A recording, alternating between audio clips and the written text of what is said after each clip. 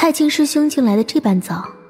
忽听侧旁传来温柔的轻笑声，李长寿与大法师扭头看去，却见一道万丈霞光化作彩虹之桥，其上那风姿灼灼的女仙缓步而来，自是人族圣母女娲娘娘。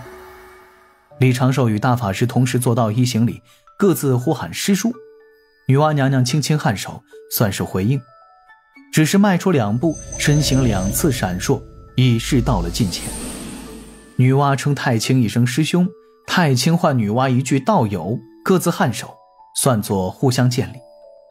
随后圣母娘娘那一双凤眼妙目就看向了李长寿，笑道：今日老师驾前，你可莫要装聋作哑，该说的话说就是。人族的命途，若人族本身都不争，又能指望谁呢？李长寿身体微微前倾，低头忙道：有师兄在这儿，弟子当真不敢乱言。大法师却是淡定地背起双手，向后退了半步，嘴角的笑意颇为明显。李长寿摆了个苦瓜脸，女娲圣人连连轻笑，又听一声轻咦，随之响起了通天教主那清润的嗓音：这是有什么开心事儿？这大姐可是快让贫道愁白了头发。圣人都爱玩人未到而升仙志这种调调。只见通天教主一袭青色长袍，自另一侧破开混沌海飞来，身旁带着的微胖道人自是多宝。通天师徒化一抹红光，转眼落在太清老子面前。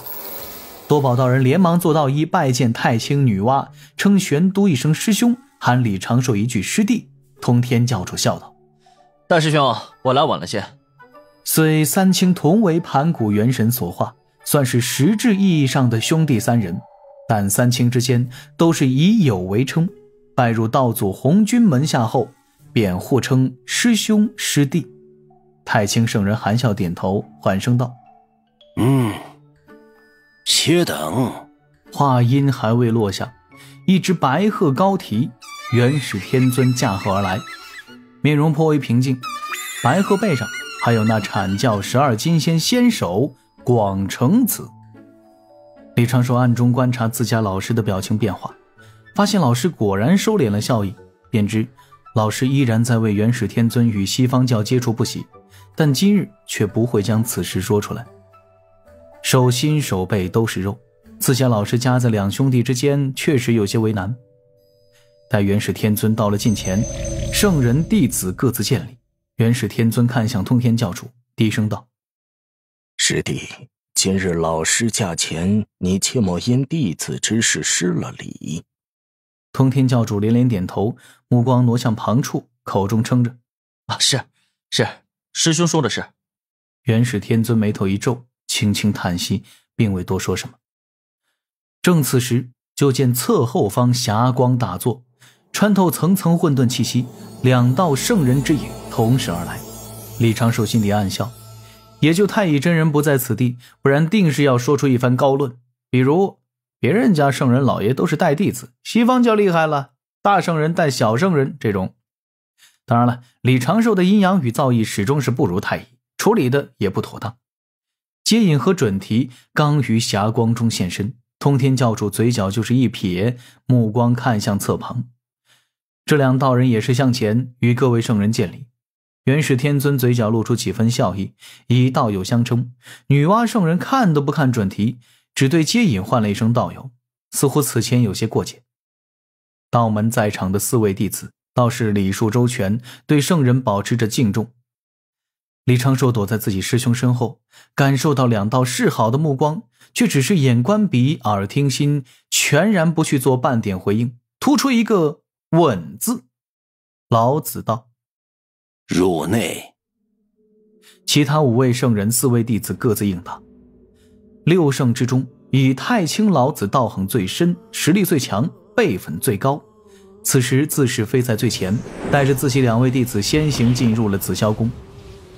而后元始天尊接引道人一同迈步前行，通天教主女娲圣人紧随其后，那准提道人多等了一阵儿，方才缓步入内。李长寿的心底略微有些疑惑，为何圣人要依次进入这一座布置至简的大殿，而非是一同入内？很快就有了答案。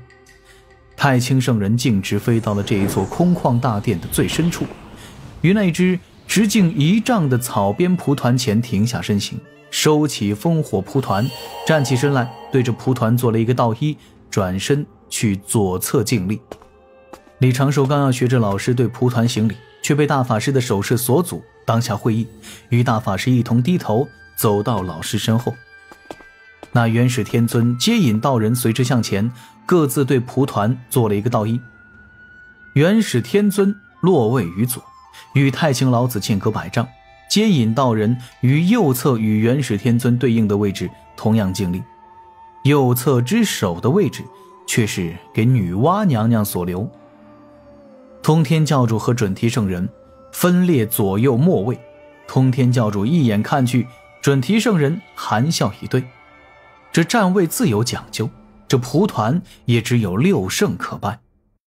上古时6圣归位，齐聚紫霄宫，道祖便说：圣人超脱3界5行，可重炼风火水土，尚已无大道境，今后你我不必以师徒之礼，互为道友耳。今日6圣拜着蒲团，一是对道祖行礼，二是有请老师现身之意。待6位圣人站定，被6位圣人拜过的蒲团泛起一缕缕流光，一名坐姿竟有1丈多高的魁梧身形由虚而实，迅速凝成。李长寿偷偷抬头看了一眼，心里不由赞叹：好一位道门之祖，这修长身形怕是高过了2丈，一头白发尽显道者沧桑，长手宽肩，面容无遮无拦，蕴道且含真意。淡灰色长袍流转的道韵极尽繁复，又化繁为简。老人只是坐在那儿，双目尚未睁开，已经有了无尽的玄妙之意。妙于万灵妙，玄于天地玄。但是这位道者嘴角露出的笑意，又如春风化雨，让人不觉半分压迫之感。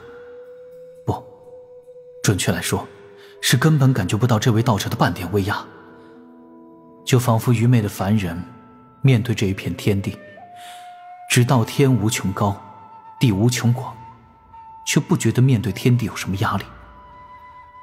道所显，道所化，道门本出，道祖红军。此时就听道祖开口，嗓音温和，又似缺乏辨识度。都坐吧。6位圣人背后现出各色光芒，齐声道：谢老师。正此时，太清圣人背后浮现出太极图之虚影，黑白光芒照亮半座大殿。这位圣人再次盘坐于烽火蒲团。元始天尊背后现出玉如意之虚影，青蓝色光芒照亮小半座大殿。通天教主背后浮现出诛仙剑阵阵图，一缕缕青白色的剑意光芒大作，威势逼人。对比三清，另一侧就稍显寒酸了一些。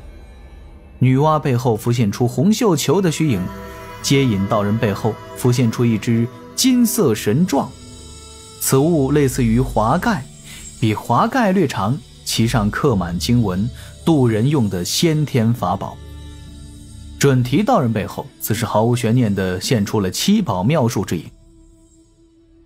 6位圣人的大道铺展开来，整个大殿仙光闪烁，庆云环绕，端的是无比壮观。李长寿的心底暗自琢磨，也不知自己跟师兄啥时候对道祖行礼，又该怎么行礼。应该是做一个简单的道揖。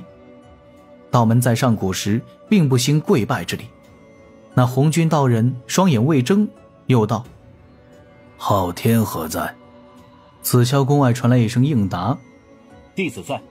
诸位圣人循声看去，却见天庭玉帝大步走来，身着白衣锦袍，掌托天地印玺，身周缠绕9条5爪金龙的虚影。面对6圣威压，犹自丝毫不停，疾步前行。红军道人抬手对着侧旁一点，在身侧靠前的位置凝成了一只蒲团。玉帝踏步赶到近前，先对红军道人做了一个道揖，随后又转身对着6位圣人做了一个道揖。抬头时对李长寿眨眨眼，并未多说什么，抬头挺胸坐于道祖身侧，靠山。这时玄都大法师对李长寿打了一个手势，4位道门弟子从各自圣人老师背后后退2步，对道祖做道揖。大法师朗声道：弟子携3位师弟拜见师祖。李长寿多宝道人广成子齐声喊道：拜见师祖。红军道人那一直无波无澜的面容露出了温和的微笑，略微睁开双眼，目光看向李长寿，温声道：9乘8，向前来。李长寿浑身一僵，整个人都差点抽过去。这是要干啥呀？总觉得这个大佬的口吻满是不怀好意呢。抬头看了一眼，身周伴着淡淡仙光，毫无威势，甚至无法感应到实物的道祖红军。李长寿反应也是颇为迅速，立刻低头向前，走向了道祖身旁的玉帝陛下。李长寿用目光对玉帝求援，玉帝却低头端详手中的天地印玺。这是要做什么？咱们过来不是商量封神大劫的事吗？道祖老爷点名让他向前，用的还是9乘8这种攻击性超强的字眼。很快，李长寿站在玉帝身侧，低头：弟子聆听师祖教诲。红军道人那双眼眸已经是完全睁开了，淡蓝色的瞳孔透露出少许的玩味，淡然道：过来，离贫道近些。师祖。李长寿的额头沁出了一滴冷汗，此刻却是不敢违抗，只能够又向前迈出几步，站到了红军道人面前。红军道人的坐姿都比李长寿高了半个身子，此刻低头俯瞰，右手张开，凝成了一只紫红色的雷电长鞭。李长寿禁不住咽了一口唾沫，满脸的纠结，故作惶恐，后退半步。师祖，弟子只是做事稳妥了一点，弟子愿领责罚。道祖那张脸上的笑容越发浓郁了，听闻此言更是笑眯了眼，忽得一甩雷鞭，一道天罚神雷打在李长寿的后臀部，把李长寿直接打飞了起来，人在空中一阵乱颤。道祖出手如电，手中雷鞭挥舞，须发尽皆飘扬，一条紫霄神雷照着李长寿的屁股招呼。李长寿惨叫一声，元神瞬间被封，疼而不伤，老天罚了。就是场面看起来惨不忍睹，玉帝在旁边掩面不忍直视，只在指缝里默默地欣赏这般奇景。几位圣人面色各异，元始天尊、通天教主都是面露微笑，接引圣人、准提圣人的面色是真的阴沉。女娲圣人拖着下巴，饶有兴致地看着这一幕。